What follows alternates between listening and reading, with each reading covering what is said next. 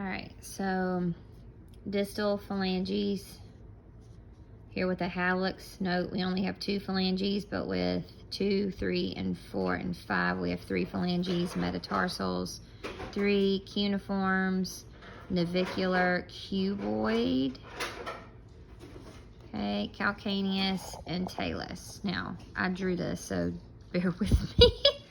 All right, superficial. So if we peeled off the skin right under there, and that fascia, you pull that away, you've got this long plantar ligament. So see, it comes from that calcaneal tuberosity all the way up to the bases of metatarsals 2 through 5. If I pulled that off, you see this guy here, who's coming from way more distal on the bottom of the calcaneus up to that cuboid.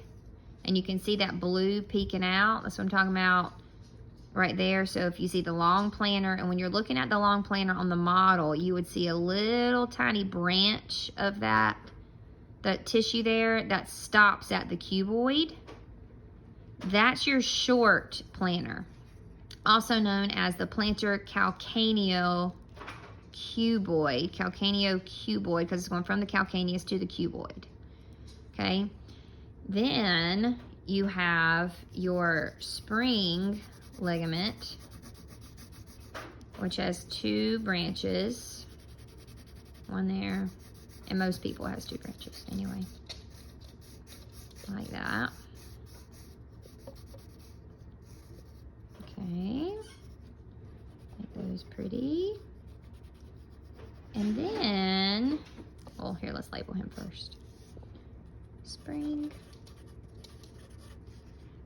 also known as the calcaneonavicular ligament.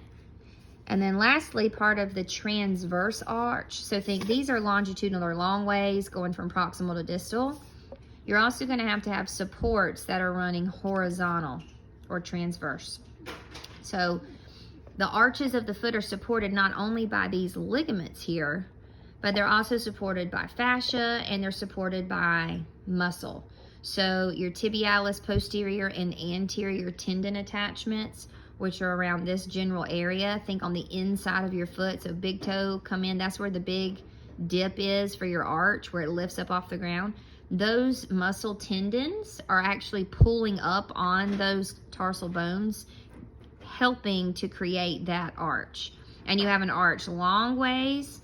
You also have an arch this way, horizontally. And one of those structures is called, you see that one right there? And I'm connecting cuboid to navicular. Cuboid to navicular. Boop. Oh, slide. Cuboid EO navicular.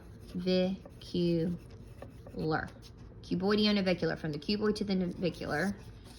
And when you're adding these words together, anytime you're adding 2 different anatomical landmarks, bones or whatever together, so cuboid plus navicular, you typically slice off the end, throw an O on it. So if it was talus and navicular, which you do have a ligament there, we're not going to learn it, you would take that off, put an O on it, so it would be talonavicular.